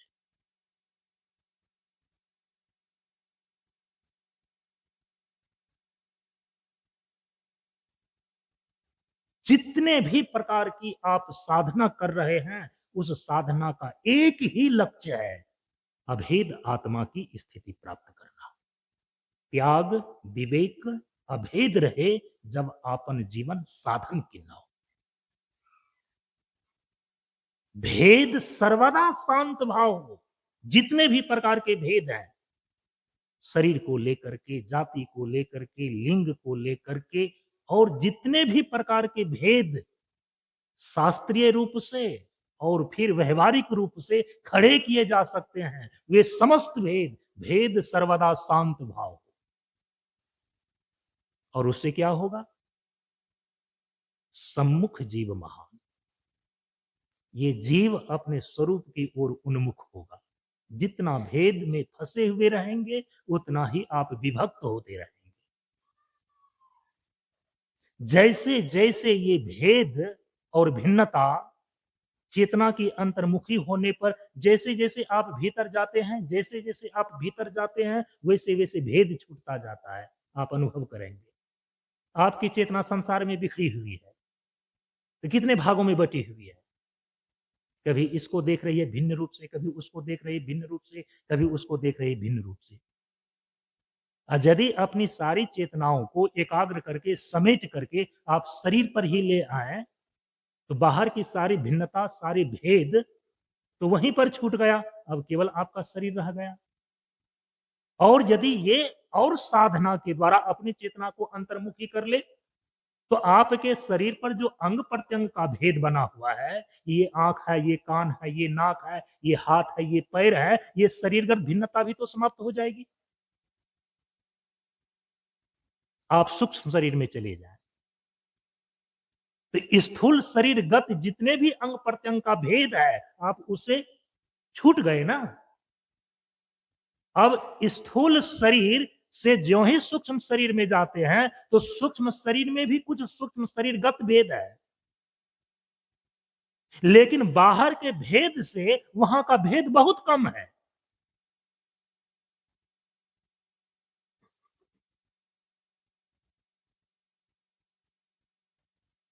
सूक्ष्म शरीर के अंदर प्राण आता है, सूक्ष्म शरीर के अंदर मन आता है, सूक्ष्म शरीर के अंदर बुद्धि, चित्त, अहंकार आता है। आपके अंतःकरण में कभी संकल्प की वृत्ति बनती है, कभी मनन की वृत्ति बनती है, कभी स्मृति की वृत्ति बनती है, कभी गर्व की वृत्ति बनती है, और कभी प्राण के कारण से जो श्वास का आना जाना, ये प्राण अपान समान उदान और व्यान के रूप में होता है। इतना भेद तो सूक्ष्म शरीर गत भी है। आप कारण शरीर में चले जाएं, चेतना को अंतर्मुखी करके। और कारण शरीर में जब जाते हैं ना, तो बाहर संसार के जितने भेद हैं, स्थूल शरीरगत जितना भेद है और सूक्ष्म शरीरगत जितना भेद है, इन सारे भेदों से हम छूट जाते हैं और केवल एक अभेद की भूमि में हम पहुंच जाते हैं, केवल कारण शरीर में जाकर के, क्योंकि कारण शरीर एक है, उसमें कोई भेद नहीं। कारण शरीरम एकम, मानो कि जो एक अद्वितीय आत्मा है, उस एक अद्वितीय आत्मा के साम्राज्य में प्रवेश करने का सबसे निकटतम जो द्वार है, वो कारण शरीर है। फिर से मैं इस वाक्य को दोहरा देता हूं, जो एक अद्वितीय परमात्मा है, जो एक अद्वितीय ब्रह्म है, जो एक अद्वितीय आत्मा है, उनके साम्राज्य में पहुंचने का जो सबसे निकटतम दरवाजा है, निकटतम द्वार है, वो आपके शरीर के भीतर कारण शरीर है। इसीलिए अद्वितीय परमात्मा में अवस्थिति होने के बाद जो अद्वितीयता, अद्वैतता, अभेदता सिद्ध होती है, उसके पूर्व उसका ट्रेलर कारण शरीर में ही दिखाई पड़ जाती है। और कारण शरीर में आप कब होते हैं? 24 घंटे के अंदर कारण शरीर में आप कब होते हैं? सुसुप्ति की अवस्था में। सुसुप्ति की अवस्था में आप किस किस प्रकार का भेद का अनुभव करते हैं? किस प्रकार के भेद की अनुभूति होती है? जब गहरी नींद की अवस्था में आप होते हैं, तो उस समय यह जीव कारण शरीर में बैठा होता है। जब जागृत अवस्था में होते हैं, तो उस समय यह जीव स्थूल शरीर प्रधान होकर के नेत्रों में निवास करता है। जब स्वप्न की अवस्था में आप होते हैं, तो उस समय जीव हृदय में निवास करता है, सूक्ष्म शरीर में। और जिस समय आप ध्यान की गहरी अवस्था में होते हैं, तो उस समय जीव जो है इस भ्रूमध्य में निवास करता है, आज्ञा चक्र में। लेकिन जिस समय आप गहरी सुषुप्ति की अवस्था में होते हैं, छांदोग्य उपनिषद स्पष्ट करता है कि उस समय प्रत्येक लोग, चाहे वह पढ़ा लिखा हो, चाहे रोगी हो, चाहे भोगी हो, चाहे अनपढ़ हो, मूर्ख हो, विद्वान हो, सुषुप्ता अवस्था में, गहरी नींद की अवस्था में ये जीव कारण शरीर में बैठा होता है। और जब तक आप सुषुप्ति की अवस्था में होते हैं तो कोई व्यक्ति नहीं कह सकता है कि हमें वहां किसी प्रकार की द्वंद्व, किसी प्रकार का द्वैत और किसी प्रकार का भेद का अनुभव हो रहा है। सबकी सुषुप्ति जो गहरी अवस्था है वो एक समान है। उसकी सुषुप्ति अलग, मेरी सुषुप्ति अलग, ऐसा नहीं। सूक्ष्म शरीर में जब आते हैं तो उनका स्वप्न अलग, मेरा स्वप्न अलग हो सकता है। जागृत अवस्था में आते हैं तो उनका विचार, मेरा विचार अलग हो सकता है। लेकिन जब गहरी नींद की अवस्था में चले जाते हैं तो आप वहां पर यह भेद नहीं कर सकते हैं ये उनकी सुषुप्ति, ये मेरी सुषुप्ति नहीं। सुषुप्ति सबका समान है। सुषुप्ति में किसी प्रकार का द्वंद्व नहीं है, सुषुप्ति में किसी प्रकार का भेद नहीं है, सुषुप्ति में किसी प्रकार का द्वैत नहीं है। इसीलिए दुख, द्वंद्व और द्वैत से अतिक्रांत भूमि रूपी ट्रेलर 24 घंटे के अंदर परमात्मा आपको दिखाते हैं, लेकिन उस ट्रेलर को देख करके ही वापस लौट आते हैं। पूरा सिनेमा देखना तो आपका बाकी ही रह जाता है, समाधि में जाना बाकी है, स्वरूप में अवस्थिति लाभ प्राप्त करना ये अभी बाकी है।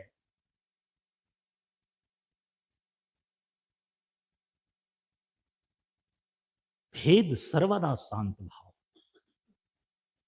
जैसे सभी प्रकार के भेदों का समन होता है, भेद शांत होता है, सम्मुख जीव महान। ये जीव अपने अभेद स्वरूप की ओर, अभेद आत्म स्वरूप की ओर चलता जाता है, चलता जाता है। आत्म स्थिति को उपलब्ध हो गया, सारा भेद खत्म, सारा द्वैत खत्म, अद्वैत निष्ठा हो गई। जहां द्वैत नहीं है वहां द्वंद्व कहां, जहां द्वंद्व नहीं है आप बताइए वहां दुख की अनुभूति कैसे होगी। तो द्वंद्व में पड़ा हुआ कैसी भी व्यवस्था हो, जहां एक मैं हूं फिर मेरे अतिरिक्त कोई दूसरा है, वहां तो द्वितीयात वै भयम भवति, इसको कोई समाप्त कर सकता है क्या? इसीलिए स्वर्ग में बैठा हुआ देवराज इंद्र को भी अपने स्वर्ग जाने का भय लगा रहता है। इसलिए तो कहा कि जब तक आप द्वैत में, जब तक भेद की भूमि में और जब तक द्वंद्व में आप फंसे हुए हैं, ये जीव फंसा हुआ है, तब तक किसी भी व्यवस्था के द्वारा स्वर्ग जैसे साम्राज्य को प्राप्त करके भी आप अपने जीवन से निर्द्वंद्व नहीं हो सकते और भय रहित नहीं हो सकते, दुख रहित नहीं हो सकते। वह तो केवल अभेद अवस्था में, अद्वैत अवस्था में प्राप्त होता है। इसीलिए त्याग, विवेक अभेद रहे जब आपन जीवन साधन की नाव। आत्मा एक है, आत्मा अद्वितीय है, आत्मा अभेद है। तो उसको प्राप्त करने के लिए जो आध्यात्मिक साधना है वह भी सबों के लिए एक है। परम पूज्य गुरुदेव ने इस मंच की परंपरा में आध्यात्मिक साधना के रूप में सबों को जीवन का कल्याण प्राप्त करने के लिए जो निर्धारित किए हैं, कल के पिछले दिन मैंने उसको थोड़ा सा आपके संज्ञान में दिया था। हम उनको बोलते हैं प्रशांत योग। हम उस पर चर्चा तो नहीं कर पाएंगे, कल करेंगे। पंच तत्वों का समुचित प्रयोग की साधना, पांचों तत्वों से सबका शरीर बना है। जीवन के भौतिक अस्तित्व को बनाए रखने के लिए तो आपको तो प्रकृति के पांचों तत्वों का संतुलित उपयोग करना ही पड़ेगा ना। तो पंच तत्वों का समुचित प्रयोग की साधना को तत्व साधना बोलते हैं। और अभी जो मैंने आपको बताया कि चेतना को एकाग्र करके कर्मशः अंतर्मुखी होते हुए बाहर संसार से शरीर पर आना, फिर शरीर जो 5 कोषों में बटा हुआ है, अन्नमय कोष सबसे बाहर, उससे भीतर प्राणमय कोष में जाना, प्राणमय कोष से फिर उसके भीतर मनोमय कोष में जाना, मनोमय कोष से भीतर उसके विज्ञानमय कोष में जाना, विज्ञानमय कोष के भीतर आनंदमय कोष कारण शरीर में पहुंचना। और इन पांचों कोषों से अतीत आपका यथार्थ स्वरूप आत्मा है। स्थूल, सूक्ष्म, कारण, शरीरात व्यतिरिक्त, पंचकोशातीत सन, पंचकोशों से अतीत, अवस्था त्रय साक्षी, जागृत, स्वप्न और सुषुप्ति 3 अवस्थाओं का साक्षी, सत्य चित्त आनंद स्वरूप सन तिष्ठति यह आत्मा। सत्य चित्त आनंद स्वरूप सन यह तिष्ठति स आत्मा। पांचों कोशों से अतीत, तीनों शरीरों से पृथक और तीनों अवस्थाओं का साक्षी स्वरूप जो स्वप्रकाश है, वही आपका आत्म स्वरूप है। तो उसको, चेतना को अंतर्मुखी करके क्रमशः भीतर जाने के लिए जो योग साधना की प्रक्रिया सबके लिए अनिवार्य है, उसको बोलते हैं अष्टांग योग की साधना। एक शब्द में उसको बोलते हैं योग साधना। और इसके बाद ज्ञान मार्ग वेदांत की साधना, जो तीसरी चीजें हैं, जो विवेक प्रधान है, विचार प्रधान है, जिसमें ब्रह्म और आत्मा के अभी दार्शनिक धरातल पर ही सत्य सहिष्णुता की कर्मिक अभिव्यक्ति के दृष्टिकोण से जो वैदिक षड दर्शन कल मैंने चर्चा किया, उसमें आप देखेंगे कि आत्म स्वरूप को बोध कराने के लिए दर्शन जो है, अलग अलग धरातलों पर आत्मा के अलग अलग स्वरूप का निश्चय करता है। एकाएक अद्वितीय आत्मा का ब्रह्म रूप से बोध नहीं होता। जब ब्रह्म और आत्मा का अद्वितीयता का बोध करते हैं ना, इसी को ज्ञान मार्ग वेदांत की साधना बोलते हैं। ये सबसे अंतिम में है, जहां अभेद की सिद्धि होती है, ब्रह्म और आत्मा का अद्वितीय अपरोक्ष रूप से उनका ज्ञान होता है। इसको बोलते हैं ज्ञान मार्ग वेदांत की साधना। तो परम पूज्य गुरुदेव ने सबों के लिए ये 3 प्रकार की आध्यात्मिक साधना की पद्धति निर्धारित किया है इस मंच की परंपरा में। तत्व साधना, योग साधना और वेदांत साधना।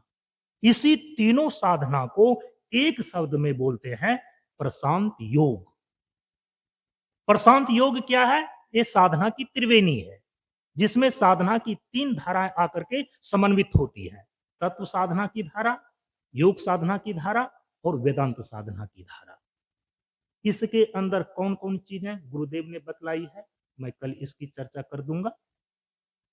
यहां पर 2-3 मिनट के अंदर केवल मैं आपको एक धरातल बता दे रहा हूं।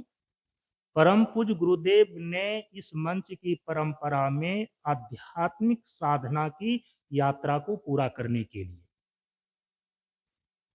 जो एक निश्चित क्रमिक सोपान बतलाए हैं, जिससे हर एक साधक को गुजरना आवश्यक है। चाहे वो ब्रह्मचारी हो, चाहे गृहस्थ हो, चाहे वानप्रस्थी हो और चाहे सन्यासी हो।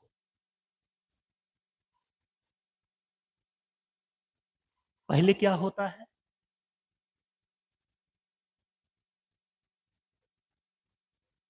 कहा कि सबसे पहले करना होगा आपको इस आध्यात्मिक यात्रा को पूरा करने के लिए जो सबसे पहला चरण है, पहला सोपान है, वो है संत मिलन।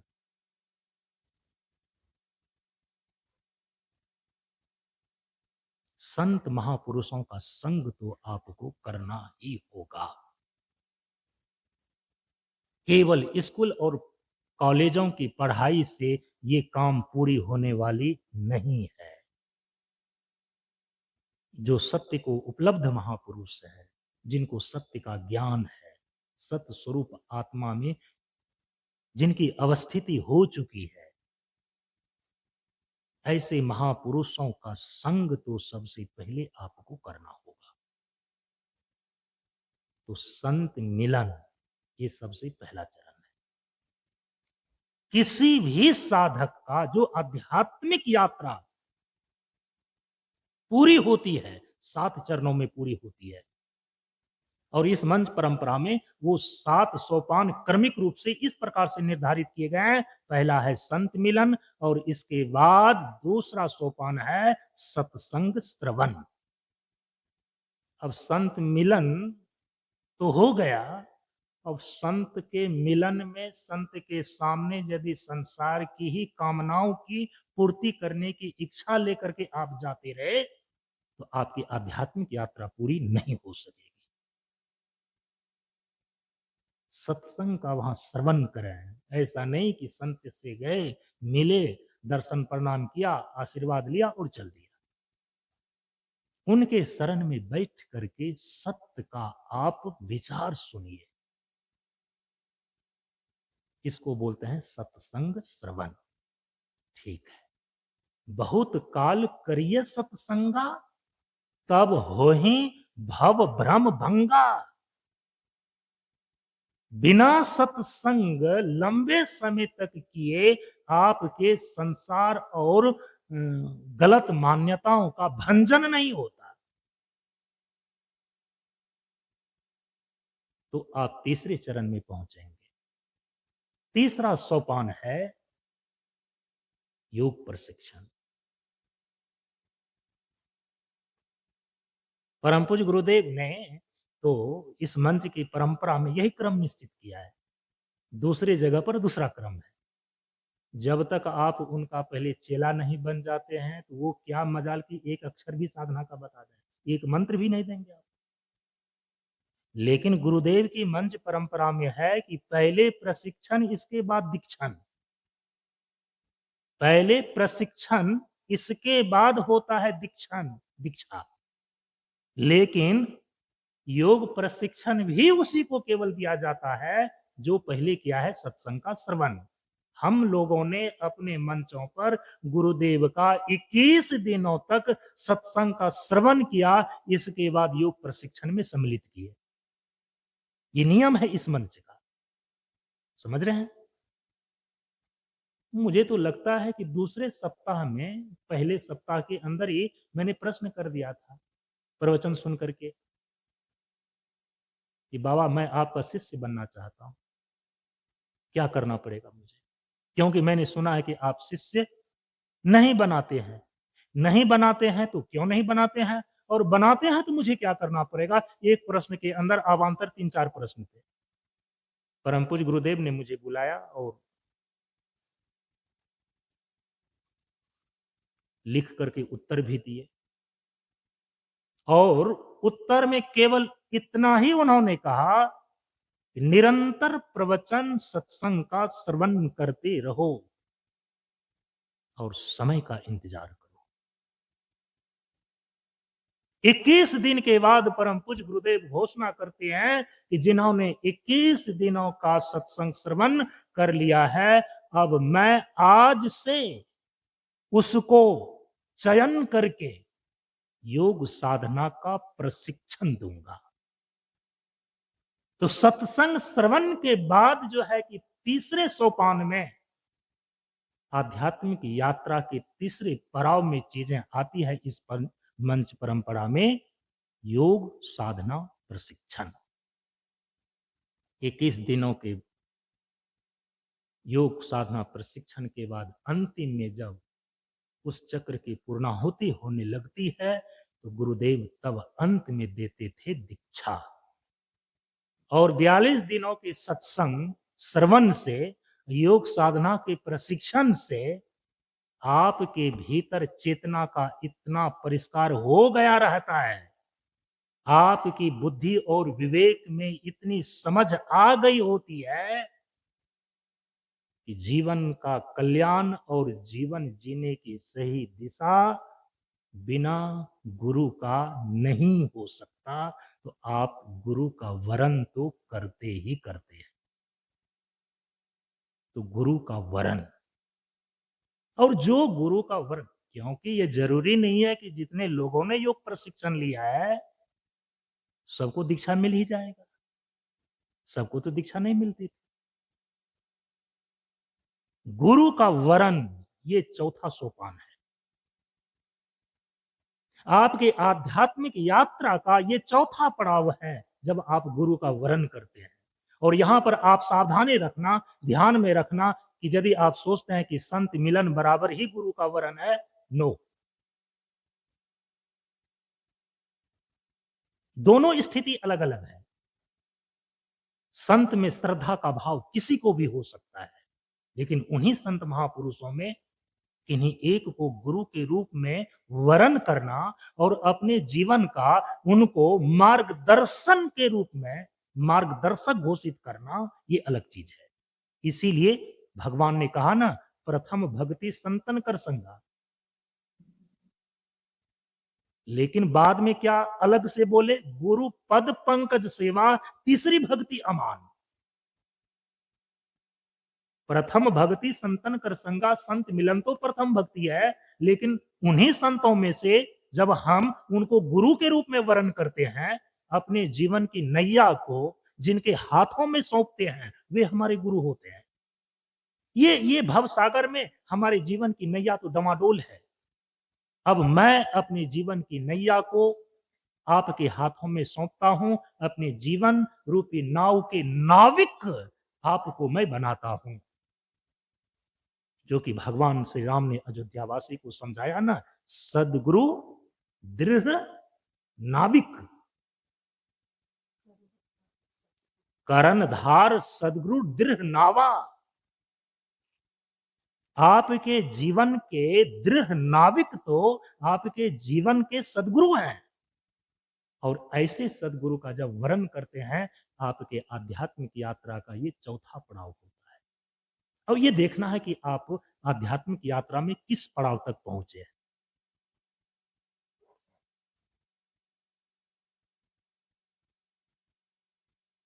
गुरु का वर्ण जैसे ही आपने किया, तो पांचवें पड़ाव में होता है दीक्षा ग्रहण।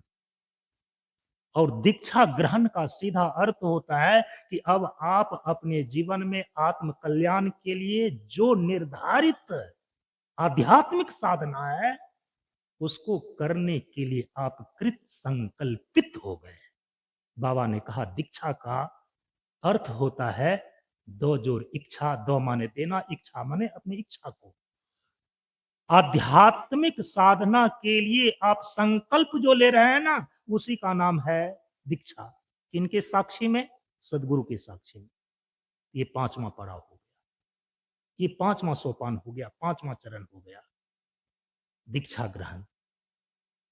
बहुत सारे लोग सत्संग में जाते हैं, संत महापुरुषों के प्रति श्रद्धा रखते हैं, अच्छे विचारों को सुन लेना चाहिए, तो उतना तो आपको लाभ करेगा, लेकिन वहीं तक लाभ करेगा, आत्म कल्याण के शिखर तक आप नहीं पहुंच पाएंगे।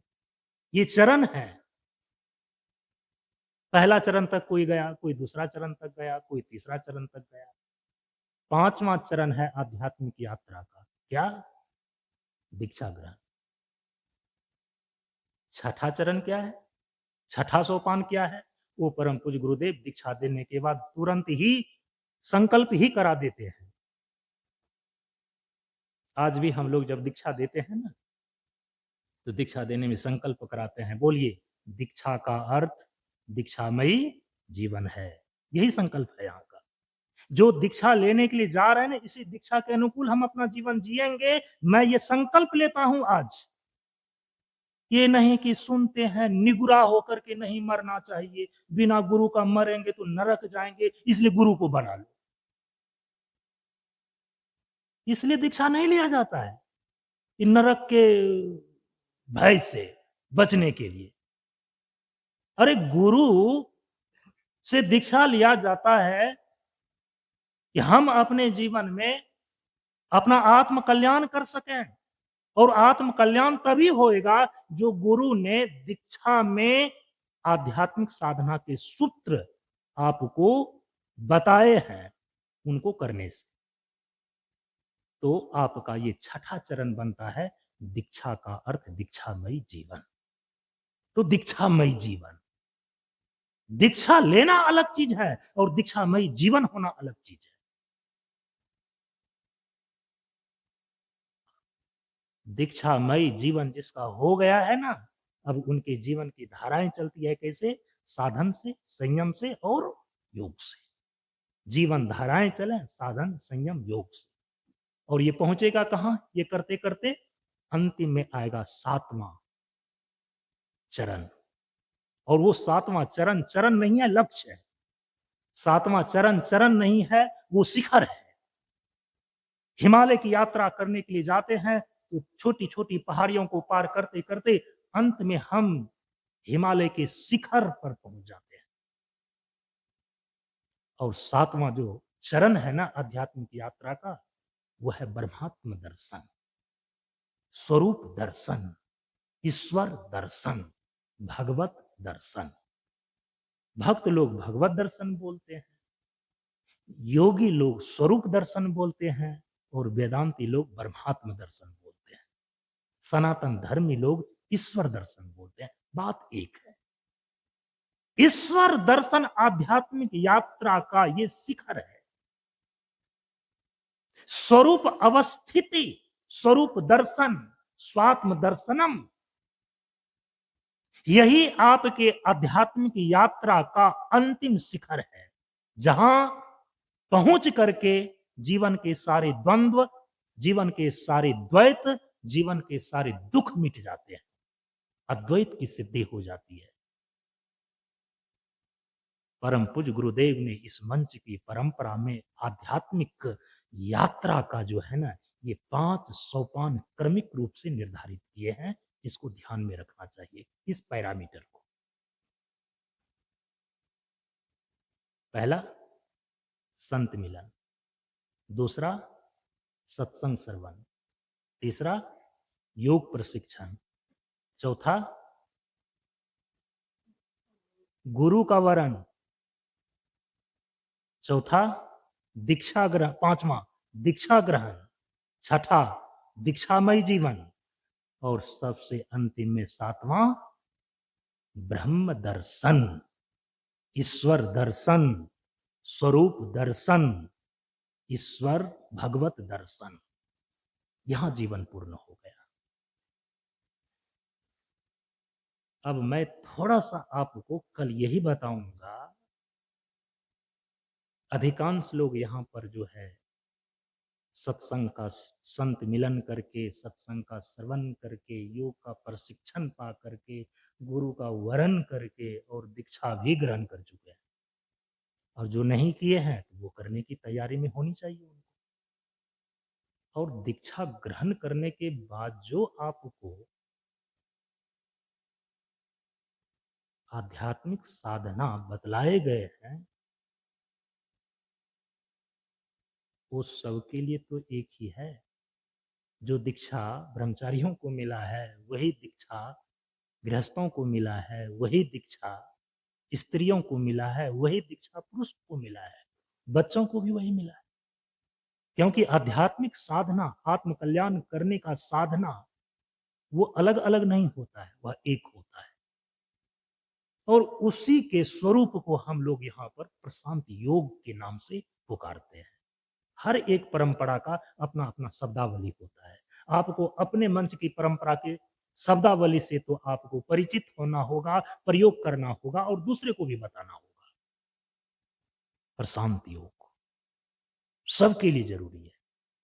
पंच तत्वों का समुचित प्रयोग की साधना, तत्व साधना। अष्टांग योग का अभ्यास, योग साधना।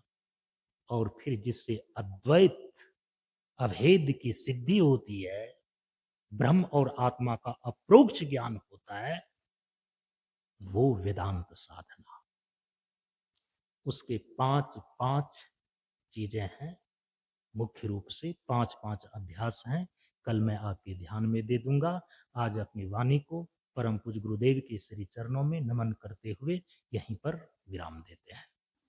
ओम पूर्णमदः पूर्णमिदं पूर्णात् पूर्णमुदच्यते पूर्णस्य पूर्णमादाय पूर्णमेवावशिष्यते। ओम शांति शांति शांति। हरि ओम श्री गुरुभ्यो नमः। हरि ओम।